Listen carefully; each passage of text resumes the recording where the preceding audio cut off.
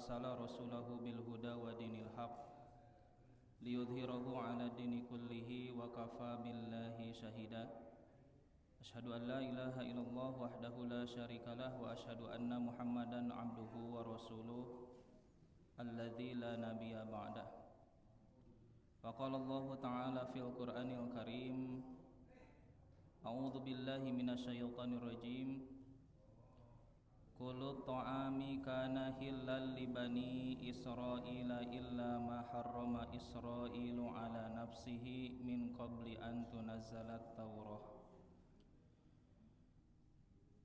Hadirin ikhwatu iman, jamaah pengawasan rahimakumullah. Alhamdulillah langkung tipayun urang sanggakeun puji kali syukur ka Allah Subhanahu wa taala. Dina dinten Ahad bungi ayeuna urang masih tiasa ngempel ngariung muwajahah antosna kanten dina kaayaan sehat walafiat. Pembahasan anu kadugikeun dina bungi ayeuna ngalajengkeun deui hanca Quran surat Ali Imran anu parantos dibahas dina dinten Ahad kamari nyaeta ayat ke-82. Ayat 82 teh mangrupikeun ayat pertama dina juz ke-4. Jadi kalau kita baca surat Ali Imran itu juz yang keempat itu awalnya di ayat 92. Yang pekan kemarin itu bunyinya lan tanalul birra hatta tunfiqu mimma tuhibbun wa ma tunfiqu min syai'in fa innallaha bihi alim. Sekali-kali kamu tidak akan mencapai kepada albirru kebaikan sampai kamu menginfakkan apa yang kamu cintai, dan apa saja yang kamu nafkahkan atau infakkan maka sesungguhnya Allah Maha mengetahui. Nah salajengna dugi ka ayat 83 dina pembahasan wengi ayeuna nyaeta ngeunaan Bani Israil. Dina eta ayat Allah Subhanahu wa taala ngadawuh kullu ta'ami kana hillal li Bani Israil. Sadaya tuangeun sadayana leueteun kana hillal li Bani Israil, merupakan perkara anu halal khusus pikeun kaum Bani Israil mah sadayana halal. Kullu ta'am kana hillal li Bani Israil. Jadi semua makanan bagi kaum Bani Israil itu adalah halal. Teras salajengna illa ma harrama Israilu ala nafsihi, melainkan apa yang diharamkan oleh Israil itu sendiri ala nafsihi untuk dirinya. Berikutnya dina eta ayat disebutkeun min qabli an tunazzala Taurah, samemeh dilungsurkeunana kitab Taurat, kitab Torah yang diturunkan kepada Nabi Musa alaihissalam. Qul fa'tu bit Taurati fatluha in kuntum shodiqin. Terangkeun ku anjeun fa'tu bit Taurat, silahkan datangkan kitab Taurat itu fatluha in kuntum shodiqin.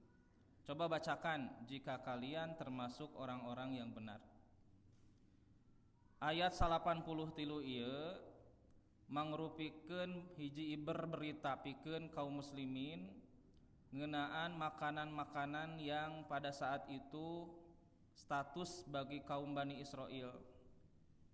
Jadi saur Allah Subhanahu wa taala halal sadayana kajaba anu diharamkeun. Nah patarosanana tuangeun naon anu diharamkeun kanggo Israil. Dina tafsir Ibnu Katsir disebutkeun nazala lamma qala al-yahudu innaka taz'umu annaka ala millati Ibrahim wa kana la ya'kulu luhumul ibil wal albaniha. Jadi ketika turun ayat ini, orang Yahudi itu berpegang kepada milah Ibrahim. Jadi menganggap bahwa apa yang mereka pegang itu adalah berdasarkan milah Ibrahim, tapi pada faktana mereka itu ya mengharamkan apa yang dihalalkan oleh Allah Subhanahu wa taala. Kana la yaqulu luhumil ibil wa albaniha. Jadi mereka itu tidak makan makanan, tidak makan daging unta dan susunya, air susunya. Kullu ta'am kana halal li bani Israil. Jadi semua makanan itu adalah halal bagi Bani Israil. Aribani itu artinya adalah keturunan. Israil itu adalah hamba Allah. Bahasa Arabnya adalah Abdullah. Isra itu adalah hamba, il itu Tuhan, bangsa pilihan, hamba atau pilihan Tuhan. Saha anu dimaksad ku Israil teh nyaeta Nabi Yakub alaihi salam. Jadi Nabi Yakub alaihi salam itu adalah cucu dari Nabi Ibrahim alaihi salam. Jadi sudah terkenal bahwa Nabi Ibrahim itu memiliki keturunan yaitu Nabi Ishak dan Nabi Ismail. Nabi Ishak punya keturunan Nabi Yakub. Nabi Yakub punya keturunan 12. Yang 12 ini diantaranya adalah Nabi Yusuf yang dipermainkan oleh saudara-saudaranya.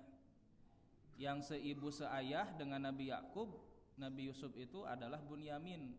Yang ke-10-nya adalah beda ibu. Nah, ikhwatu iman rahimakumullah, di antara kudus ke-10 atau ke-12 putra Nabi Yakub itu ada yang namanya Yahuda, yang kemudian melahirkan bangsa Yahudi. Tapi ke-12 keturunan ini hakikat nama ada masih keturunan atau Bani Israil, keturunan Nabi Yakub. Hingga saat ini kita mengetahui, walaupun kita secara secara etika, secara keyakinan bahwa penyebutan kata negara Israel itu tidak ada, tapi gaung Israel Raya sampai disebut negara itu sudah mendunia. Bahkan ya keberhasilan mereka itu sampai Palestina itu seolah menjadi negara kecil dan negara yang memang menjadi negara yang terjajah. Jadi Israel dugikeun ka jadi nama sebutan untuk negara bagi bangsa Yahudi. Padahal Israel itu adalah Nabi Yakub, gelar untuk Nabi Yakub. Jadi semua makanan hilal li Bani Israil adalah halal untuk keturunan Nabi Yakub alaihi salam. Dari 12 keturunan Nabi Yakub ini hingga saat sekarang itu tersebar. Jadi sampai ada 12 suku, 12 keturunan. Quran menyebutkannya yaitu asbat, anak cucu dari Nabi Ibrahim alaihi salam. Ikhwatu iman rahimakumullah, ketika kita bahas dalam surat Ali Imran mengenai Nabi Isa alaihi salam yang saat itu diangkat oleh Allah Subhanahu wa taala ke langit, kemudian ada murid yang berkhianat itu wajahnya diserupakan oleh Allah dengan Nabi Isa. Saat itu versi penjelasan yang menyatakan bahwa murid Nabi Isa itu berkata saat diarak oleh massa, sampai dia berkata, Eli, Eli, lama sabaktani, atau Il itu Tuhan, kenapa engkau membiarkan aku? Nah, itu seakar kata dari kata Israel, begitu. Jadi Abdullah kalau dalam bahasa Arab atau hamba Allah, nama yang disenangi oleh Nabi Abdullah itu. Berapa sahabat Nabi yang namanya adalah Abdullah. Abu Bakar itu nama aslinya bukan Abu Bakar. Kemudian Kalau tidak salah nama aslinya itu Abdul Ka'bah ya. Seperti Abdul Uzza. Abdul Uzza adalah gelar untuk Abu Lahab. Hanya untuk beberapa sahabat yang masuk Islam kemudian diganti namanya oleh Rasulullah Shallallahu Alaihi Wasallam, dan kebanyakan ketika merekomendasikan kepada Nabi merekomendasikan memberikan nama kepada keturunan yang baru lahir dari pasangan orang tua itu diberi nama oleh Nabi Abdullah, kalau tidak Abdullah, Abdurrahman. Artinya adalah hamba Allah. Mirip seperti Israel. Gelar untuk Nabi Yakub, hamba Allah. Jadi semua makanan dulunya itu adalah halal untuk Bani Israel. Illa ma harrama Israilu ala nafsihi, kecuali makanan yang diharamkan oleh Nabi Yakub, oleh Yakub sendiri untuk dirinya sendiri. Illa ma harrama Israil, apa yang diharamkan makanan oleh Nabi Yakub itu? Al ibilu, nyaeta daging unta. Lama hasolalahu irqan nasa bil fathi wal qasra fanadhara in syufiya la yakuluha fahurrima alai. Jadi Nabi Yakub itu pernah menderita sakit keras. Tedamang walas teras weh bernazar ke Allah Subhanahu wa taala, ya Allah, kalaulah Engkau menyembuhkan aku, maka aku akan meninggalkan makanan yang paling aku sukai. Nah di sini munasabahna teh Bu, keterkaitan ayat 83 sareng ayat 82. Disebatna teh munasabah dina ulumul Quran. Jadi kan dina ayat 82 ayat kalimat ala hubbihi lan tanalul birra hatta tunfiqu mimma tuhibbun. Nah gitunya anu dina surat Al-Baqarah 177 disebatkeun laisal birra an tuwallu wujuhakum qibalal masyriqi wal maghribi walakinnal birra man amana billahi wal yaumil akhir wa aqama sholah wa ata zakat wa anfaqu mimma razaqnahum ala hubbihi. Jadi anu dipika cinta, berinfak anu dipika cinta. Tah Nabi Yakub itu berani untuk mengorbankan apa yang disenanginya dalam rangka untuk bernazar kepada Allah Subhanahu wa taala ketika mendapatkan nikmat anu dipika hoyong. Tangke kategorina ieu teh henteu berlaku janten sunah pikeun umat Rasul, namina syar'un man qoblana dina istilah usul fikih mah. Apa syar'un man qoblana itu? Syariat yang berlaku sebelum umat Nabi. Jadi kapungkur mah tiasa ngaharamkeun naon anu dipikah cinta dengan nadar. Tapi untuk Nabi sendiri kan pernah kasusnya itu Nabi mengharamkan madu sampai ditegur oleh Allah. Apa dasar atau latar belakang kenapa Nabi mengharamkan madu? Saat itu Rasulullah Shallallahu Alaihi Wasallam diberi hidangan, diberi suguhan oleh Zainab, istri keberapa Nabi. Suguhannya itu adalah madu, kesukaan Rasul. Dikonsumsi oleh Nabi teh, dikonsumsi da karesepna gitu. Jadi upami dina minuman madu, upami tina daging hais gitunya. Nah setelah minum madu, ketika menemui istri Rasul yang lain, sebelum menemui istri Rasul anu sanes, Aisyah, Hafsah itu bersepakat rapat. Nah, rapat duaan sareng anu sanesna pamitopat aya seurang di bojo Nabi teh. Kek lamun Nabi ka dieu urang sebatkeun we bau magofir, bau menyengat. Da leres Bu. Ketika Nabi datang ke Aisyah pada saat berbicara, bau magfir, datang ke rumah Hafsah, ke istrinya putri Umar bin Khattab. Rasul bau magfir, bau menyengat. Nah, dugikeun ka sababaraha, dugikeun ka 3 kali sami dikitukeun ku istrina. Maka Rasulullah Shallallahu Alaihi Wasallam, kalau begitu mulai hari ini aku mengharamkan madu untukku. Aku tidak akan meminum madu lagi. Dina raraga naon? Dina raraga menyenangkan istri-istri Rasulullah. Lungsur Quran surat At-Tahrim. Surat At-Tahrim ayat kahiji malah langsung ditegur Nabi itu. Jadi lamun seug dina Quran aya kalimat nabiyu nganggo alif lam, itu yang dimaksud adalah Nabi Muhammad sallallahu alaihi wasallam. Bismillahirrahmanirrahim. Ya ayuhan nabiyyu lima tuharrimu ma ahallallahu laka tabtagi mardata azwajik. Wahai Nabi, maksudna wahai Rasulullah, wahai Nabi Muhammad sallallahu alaihi wasallam. Lima tuharrimu ma ahallallahu lak. Mengapa engkau mengharamkan apa yang sudah dihalalkan oleh kamu, oleh Allah kepadamu? Jadi setingkat Nabi saja tidak diperkenankan untuk mengharamkan perkara yang sudah dihalalkan. Dugikeun ka ditegur. Sok sanajan pikeun diri na ku anjeun. Maka bagi kita pun tidak boleh untuk bernadar moal kadinya deui sumpah. Komo eta mah nya kana tempat-tempat kebaikan. Itu tidak diperkenankan demikian. Nah, itulah yang menjadi teguran Rasul. Tan benten sareng Nabi Yakub. Nabi Yakub mah yang tadi teu damang repot, teras we bernadar, ya Allah, sekiranya aku sembuh, aku bernadar, aku akan meninggalkan makanan yang paling aku sukai bersama yaitu unta, daging unta bersama air susunya.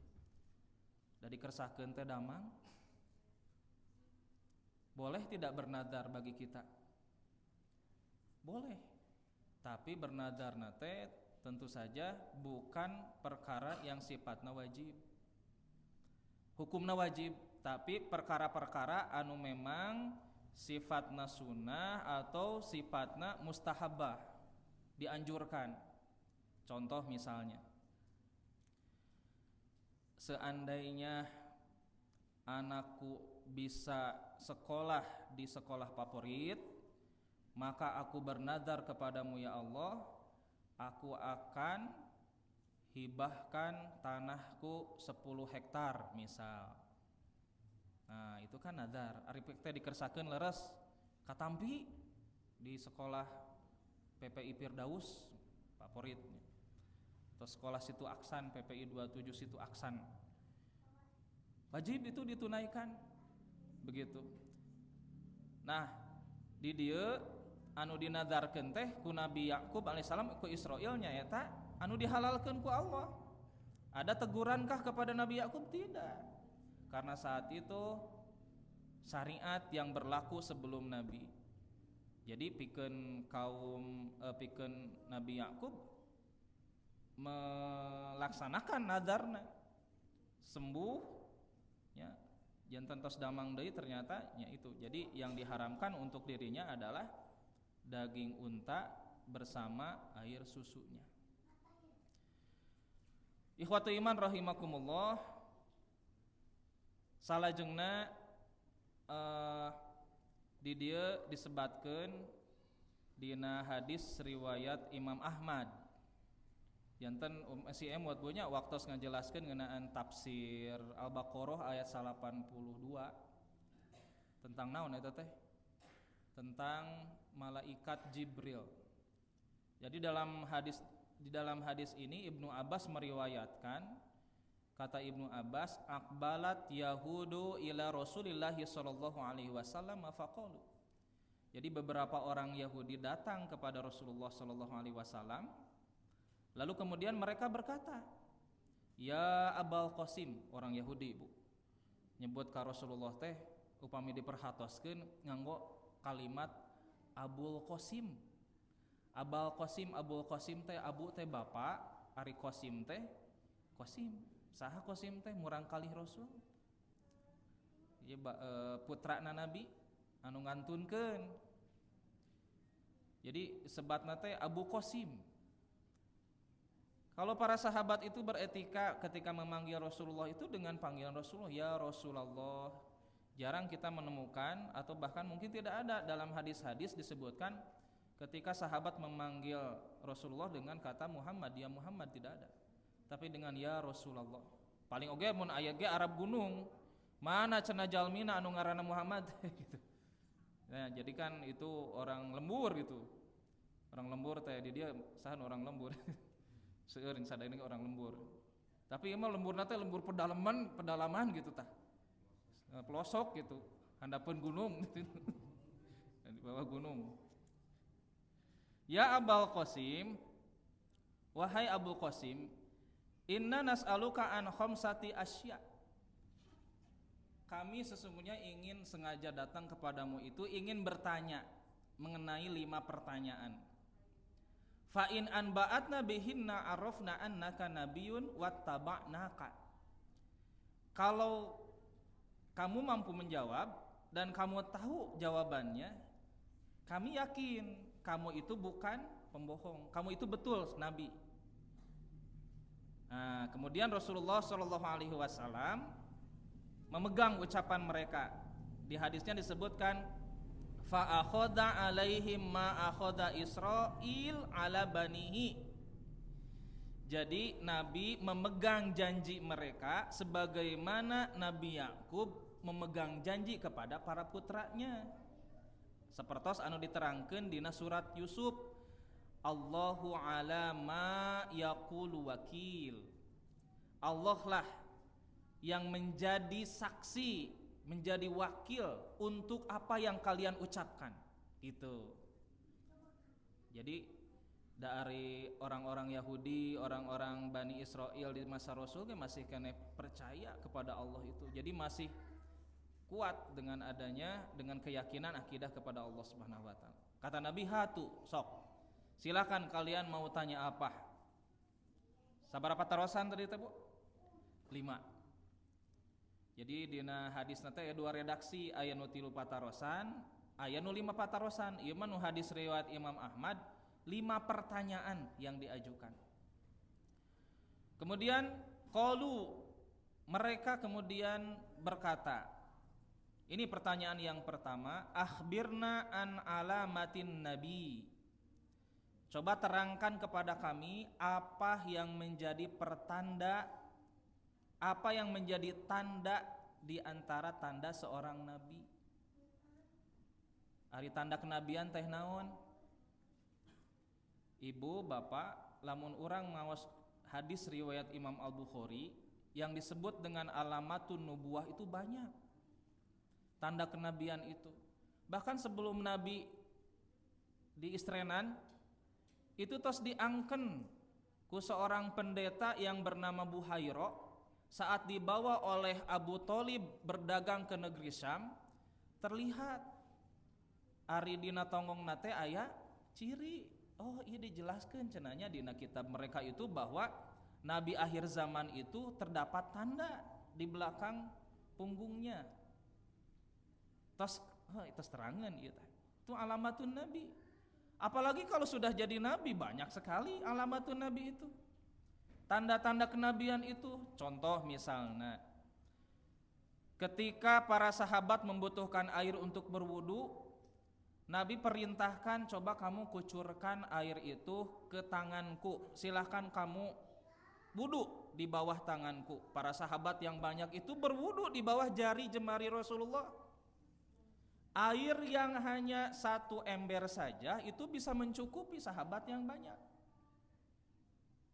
Etanya cai anu sakitu terbatasna bisa dipakai untuk berwudu para sahabat. Begitu. Ya, jadi ramo Rasul teh jadi keran, begitu. Apalagi alamatun Nabi. Alamatun Nabi itu banyak. Di antaranya ketika Ummu Sulaim yang kemarin pernah disampaikan, ketika Ummu Sulaim bersama Abu Thalhah masak, tapi ternyata persediaan untuk masakna terbatas sementara seueur sahabat anu bade dijamu hiji-hiji kelebet tiasa kenyang, keluar dalam kondisi kenyang. Awalnya lapar, kemudian keluar dalam kondisi kenyang. Itu bukan sekali 2 kali kejadian demikian. Terus dulu pernah saya sampaikan ketika membahas yang akan menjadi saksi itu ada apa yang ada di sekitar kita. Hadis nate kan ketika Rasulullah Shallallahu Alaihi Wasallam ditawari oleh seorang ibu-ibu, Rasul, aku punya seorang pekerja yang pandai membuat dari kayu, keterampilan dari kayu. Mau tidak aku mimbar engkau untuk berkhutbah aku ganti? Kata Nabi, in syi'ta, silakan. Kalau kamu mau, in syi'ti, silakan. Dipangdamelkeun tah. Wah, janten mimbar Nabi. Pada saat sudah jadi dipakai oleh Nabi ketika Jumatan berkhutbah. Nah, di hadis Bukhari itu. Ternyata mimbar yang biasa dipakai oleh Nabi terdengar oleh Nabi itu merintih, ngajerit, ngajorowok, kokosehan lamun budak leutik mah bahasana. Kenapa? Rasul menjelaskan, kata sahabat, Nabi kemudian turun dan mengelus-elus mimbar yang biasa dipakai. Kata Nabi, mimbar ini menangis karena biasa dipakai berzikir, sekarang tidak, ada yang baru, begitu kan? Itu alamatun nubuwah, tanda kenabian. Kemudian kalau Nabi jadi imam, yang masbuk itu tahu siapa yang masbuk. Jadi di belakang teh siga aya soca Nabi mah. Ari urang mah panteu apalnya menjadi imam saha nu masbuk. Nah, ikhwatu iman rahimakumullah, itulah beberapa alamatun nubuwah. Terus oke kejadian-kejadian yang luar biasa, misalnya ketika diminta untuk ngabelahkeun bulan, belah bulan sampai lungsur surat Al-Qamar. Wan syaqqatil qamar, bulan telah terbelah. Terlihat oleh semua bulan telah terbelah. Bahkan menurut riwayat, bukan riwayatnya, dongeng lah dari negeri Cina, itu disebutkan di sana itu ada prasasti makam yang di sana tertulis bahwa makam ini, intinya tulisannya itu makam ini telah dibuat pada saat peristiwa bulan terbelah. Nah, itu yang menjadi bukti pendukung. Jadi yang disaksikan bulan terbelah itu bukan hanya oleh orang yang meminta kepada Nabi bulan terbelah, bukan, tapi oge terlihat oleh seluruh dunia. Termasuk sahur anu pernah ka bulan, ternyata di bulan itu ada semacam cincin anu ngageleng, seolah-olah ada lapisan yang memang menandakan bahwa bulan ini pernah berpisah, pernah papirak, teras ngahiji deui kitu tah, rujuk deui. Itu atas dasar kuasa dari Allah Subhanahu wa taala. Itu alamatun nubuwah. Tapi kenapa Nabi menjawab alamatun nubuwah yang ini bukan alamatun nubuwah dengan mukjizat Al-Qur'an atau misalkan peristiwa-peristiwa kemenangan di waktu perang Badar atau apapun. Tapi alamatun nubuwah yang dijawab oleh Nabi dalam hadis ini adalah alamatun nubuwah yang sifatnya general. Artinya berlaku bukan hanya untuk Rasul, bukan untuk Rasulullah SAW, tapi berlaku untuk semua para Rasul. Yang jumlahnya itu 313, 25 yang wajib diketahui, 313 Nabi dan Rasul 124.000 sampai 124.000. Begitu dalam riwayat Imam Ibnu Hibban. Kenapa? Karena dalam kitab-kitab terdahulu disebutkan bahwa tanda kenabian itu yang ini yang dijawab oleh Rasul. Apa kata Nabi? Tanamu ainahu wala yanamu qalbahu. Wala yanamu qalbuhu. Tanamu ainahu, kedua matanya terbejam, perem kedua mata nama. Wala yanamu qalbuhu, tapi hatinya tidak tidur. Itu Nabi, itu Rasul.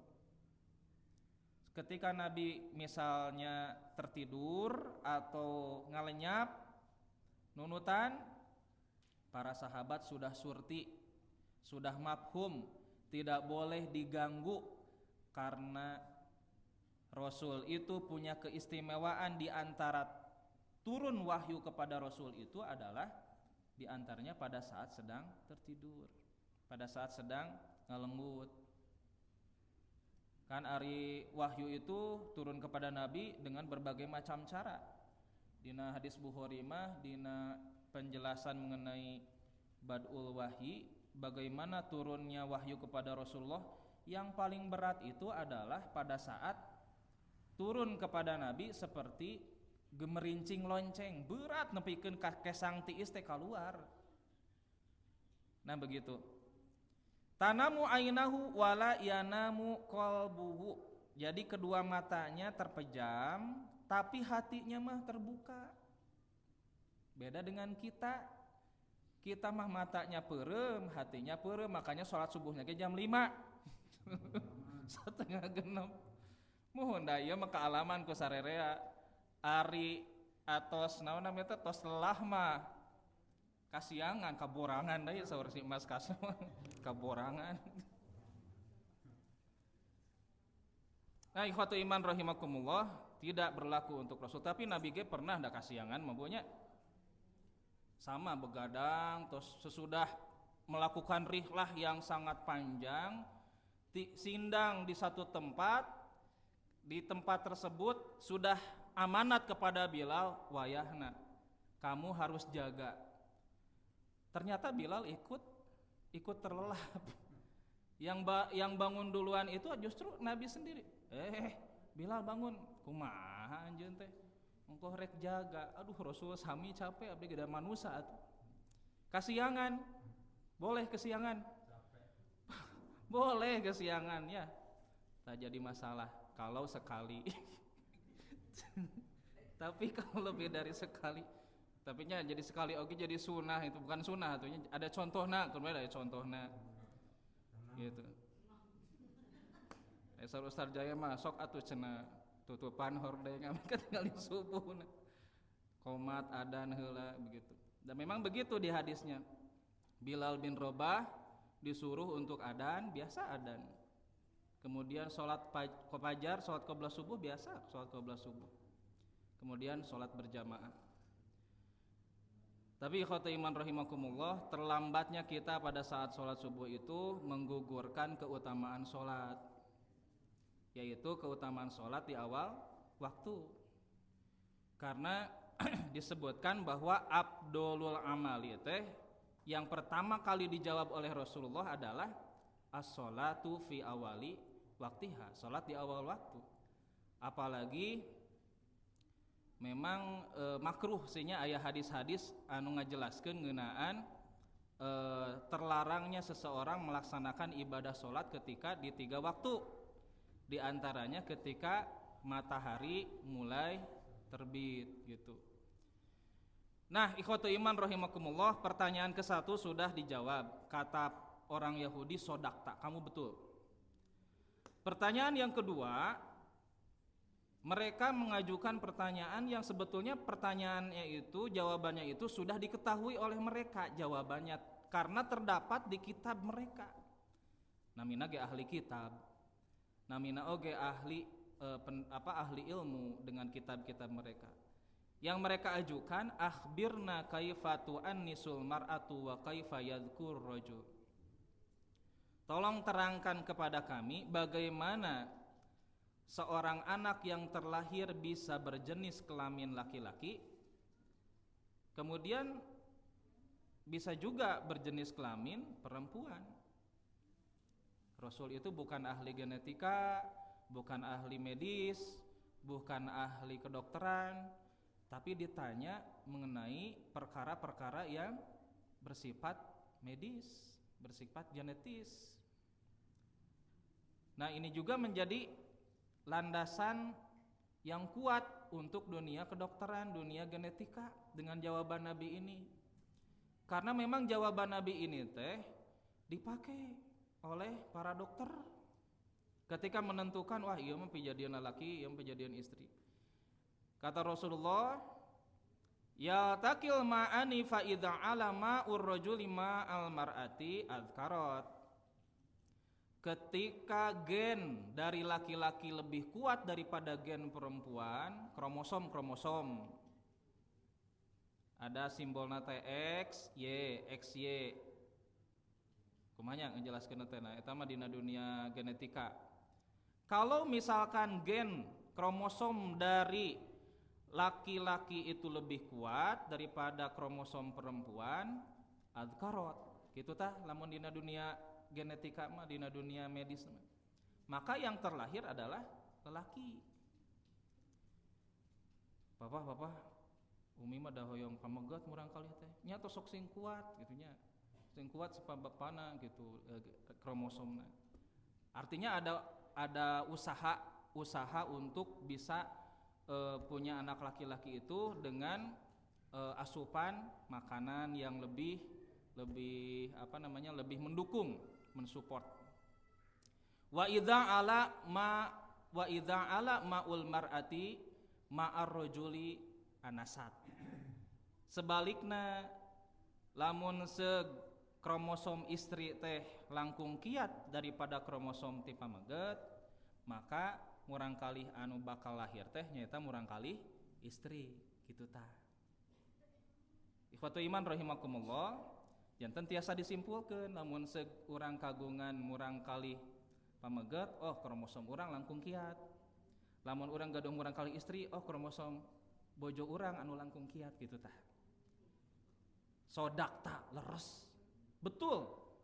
Itu dibetulkan oleh mereka karena sesuai dengan apa yang termaktub dalam kitab mereka. Tak ieu tah anu sesuai pertanyaan yang ketiga yang menjadi dasar kenapa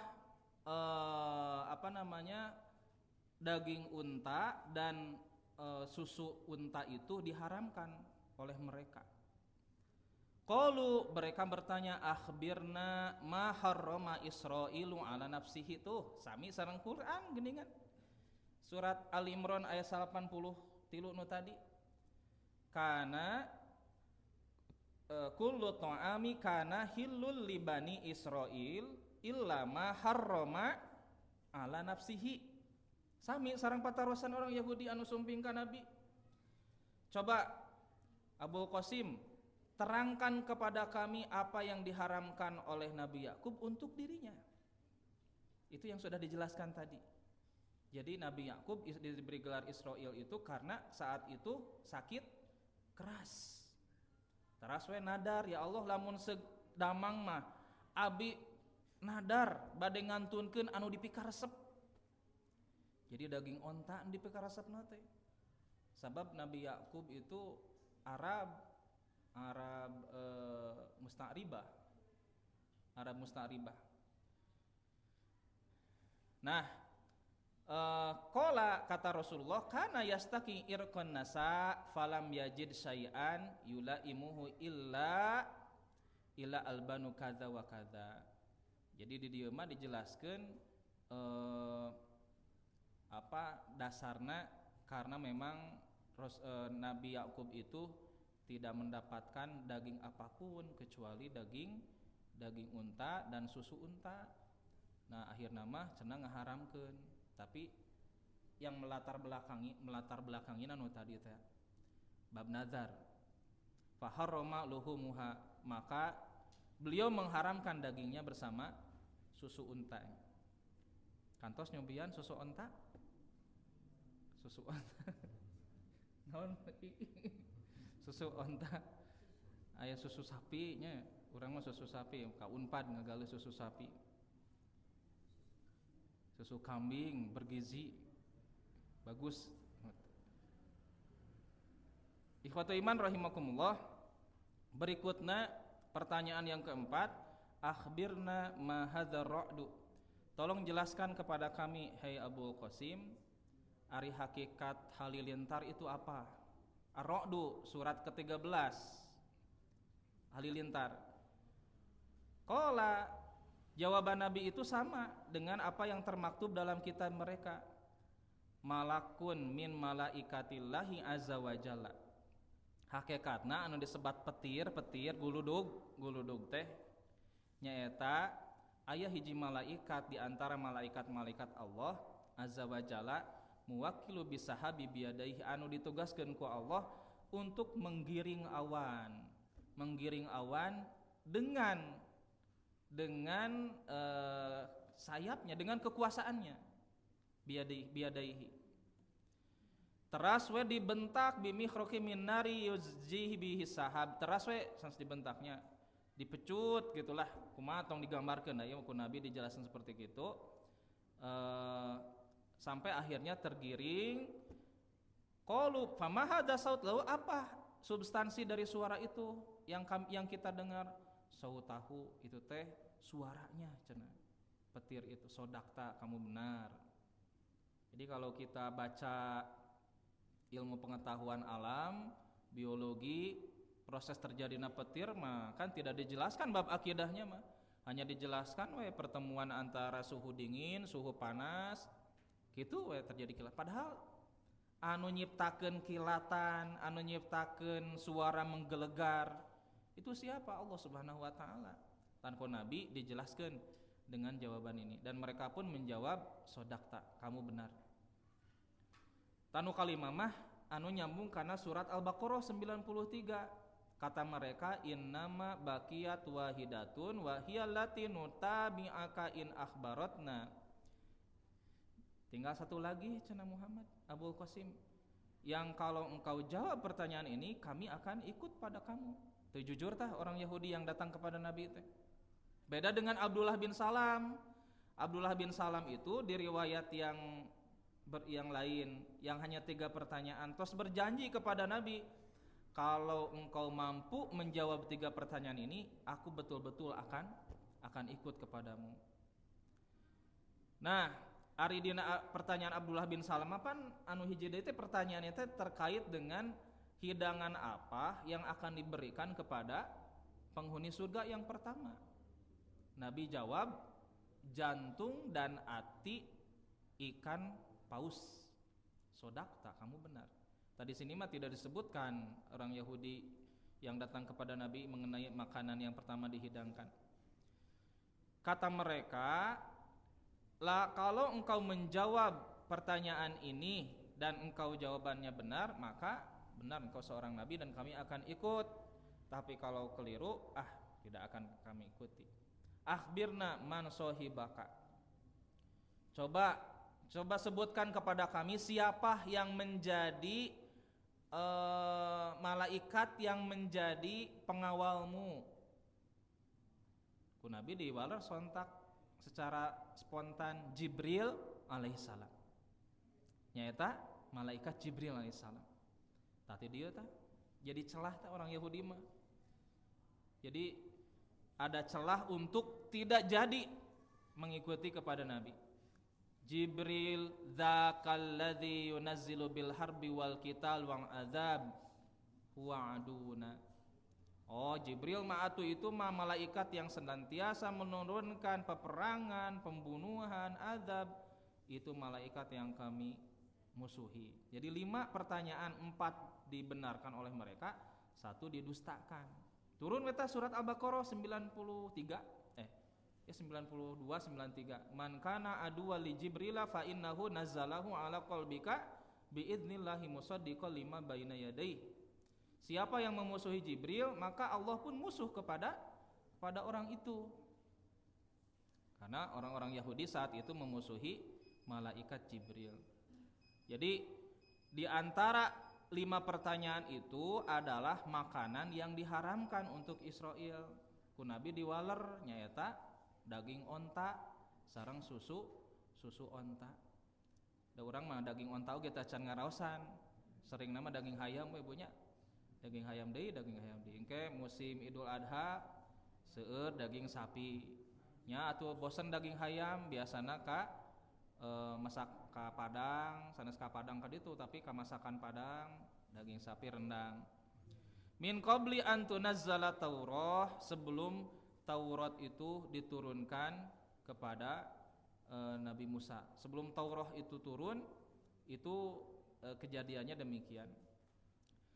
Maksudna harrama dzalika ala nafsihi min qabli an tunazzala Taurah. Jadi diharamkan untuk Nabi Yakub itu sebelum turun kitab Taurat. Begitu kata Imam Ibnu Katsir.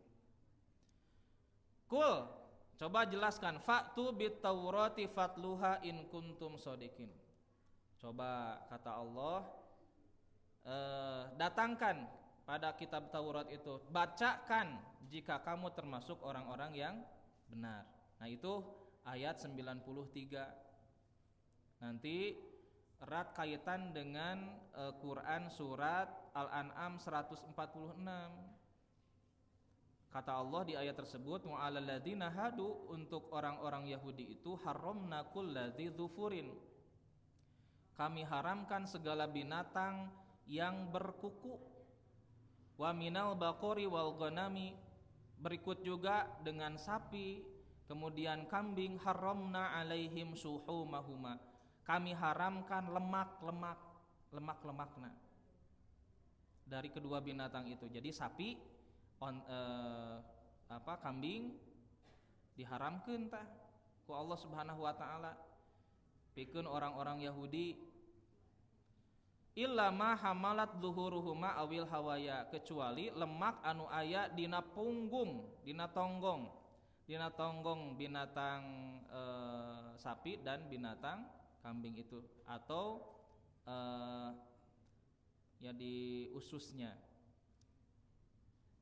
Au makhtalata bi adam, atau yang bercampur dengan tulang. Dzalika jazainahum bibagihim wa inna lasadiqun. Demikianlah kami hukum mereka disebabkan kedurhakaan mereka. Jadi karena kedzaliman mereka, Allah turunkan syariat untuk orang-orang Yahudi, yaitu dengan diharamkannya binatang-binatang yang berkuku dzufurin untuk orang-orang Yahudi itu. Tapi dah dihalalkeun we pada akhir namanya begitu. Ikhwatu iman rahimakumullah, dua ayat deui dina surat Al-Imran ayat 84. Faman iftara 'alallahil kadziba min ba'di dzalika, maka barang siapa yang mengada-ngada berdusta atas nama Allah sesudah itu, faulaika humul dzalimun, mereka itu adalah termasuk orang-orang yang zalim. Jadi ieu teh naon namina teh, orang Yahudi mah merubah-rubah apa yang oleh Allah sudah tetapkan, yang diharamkan jadi dihalalkan, yang halal jadi diharamkan gitu. Sehingga daging onta padahal itu mah sarun man qablana, itu juga terkait dengan nazar Nabi Yakub alaihi salam. Terakhir, kul sadaqallah ayat 94. Jelaskan sadaqallah. Nah, ibu lamun sok nguping ngawas Quran biasana batur mah sok diakhiri ku sadaqallahul azim. Maha benar Allah, sadaqallah teh leres, al-azim teh maha agung. Bolehkah diakhiri dengan demikian? Eta teh simkuring teu acan kantos ninggal ieu nya rupina mah ijtihad atawa napi fatwa ti ulama beres maos Al-Qur'an nganggo sadaqallahul azim.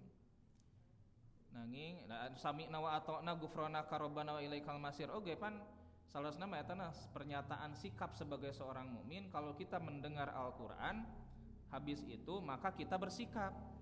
Apa artinya? Itu teh sesuai, itu teh sikap yang diajarkan oleh Allah sesuai dengan makna dari arti itu, gitu maksudna teh. Jadi sadaqallahul azim, maha benar Allah yang maha agung dengan segala firman-Nya. Itu sikap kita membenarkan. Leres eta ge tiasa. Nanging anu dipermasalahankeun teh ongkohna kita membenarkan tapi menyalahi dari isina itu yang dipermasalahkan oleh, yang dikritik, bukan dipermasalahkan, dikritik. Nah, dengan sami'na wa ata'na mah lebih selamat. Karena inti dari sami'na wa ata'na ghufranaka itu artinya kami dengar ayat-ayatmu ya Allah, wa sami'na, dan kami taat. Ghufranaka, tapi kalau kami belum mampu untuk melaksanakannya, maka kami mohon ampunan. Ghufranaka wa ilaikal masir. Kul sadaqallah, katakanlah, jelaskan oleh Muhammad, maha benar Allah. Maha benar Allah dengan syariat yang diturunkan dalam Al-Qur'an, syariat yang diturunkan sebelum Al-Qur'an. Maka perintah Allah itu fattabi'u millata Ibrahima hanifa. Maka silahkan ikuti, itiba, tuturkeun milah Ibrahim hanifan anu lurus gitu. Kan sami eta teh sareng pernyataan Nabi Ibrahim alaihissalam ketika Nabi Ibrahim menyerahkan diri sepenuhnya kepada Allah, zat yang sesungguhnya yang harus disembah, ketika beliau mengatakan inni wajjahtu wajhiya lilladzi fataras samawati wal arda hanifan wa ma ana minal musyrikin. Kan sami dengan ayat ini, fattabi'u millata Ibrahim hanifa. Tuturkeun atuh cenah milah Ibrahim. Kapanan anjeun teh orang Yahudi mengklaim bahwa anjeun teh anu menganggap bahwa agama kamu itu agama Abraham. The Abraham faith, agama Abraham. Padahal dalam masalah ini kenapa kamu berani-berani mengharamkan apa yang sudah dihalalkan oleh Allah? Sok tuturkeun milah Ibrahim teh. Tuturkeun cara beragama. Ari milah teh tina al-malalu, ari al-malalu teh hartosna teh nyaeta tulisan anu didikte. Nu mawi aya pelajaran naon, Bu? Barudak diniyah mah imla. Imla teh didikte. Sok barudak tulis bismillah heula, bismillah tulis bismillah. Itu imla sudah hampir punah. Barudak teh hararese nya didikte ku tulisan Arab teh. Lamun teu biasa ngaos mah da moal kabayang. Jangankan satu ayat, satu kalimat saja saralah. Dan ini adalah salah satu metode oge kanggo kebarudak supaya bisa menghafalkan Al-Qur'an dengan cara imla. Di Qatar, di mana ya? Di Qatar itu ada satu metode ngafalkeun Quran teh bahwa lauh teh semacam papan yang bisa ditulis kemudian bisa dihapus lagi. Dikte heula ku guru. Sambil didikte, sambil diapalkeun berulang-ulang, hapus deui sampai narep ala sodrin. Gitu. Itu al-malalu al-milalu. Milah itu adalah syariat inti nama. Syariat Nabi Ibrahim hanifa yang lurus. Fattabi'u millata Ibrahim hanifa. Yang akhirnya teh wa ma kana minal musyrikin. Dan Ibrahim itu bukanlah termasuk orang-orang yang musyrik.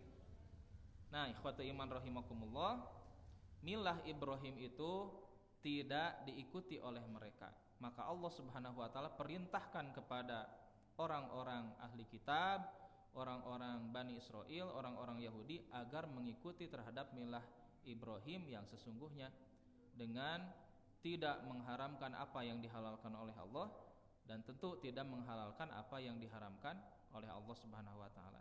Itulah inti pokok dari ayat 93 sampai ayat 95. Barangkali demikian yang bisa disampaikan. Mudah-mudahan ada guna dan manfaatnya. Kita akhiri dengan doa subhanakallahumma wa bihamdika astaghfiruka wa atubu ilaik. Subhanakallahumma rabbana wa bihamdika asyhadu an la ilaha illa anta astaghfiruka wa atubu ilaik. Wallahu a'lam bishawab. Aqulu qouli hadza wa astaghfirullah li wa lakum. Wassalamualaikum warahmatullahi wabarakatuh.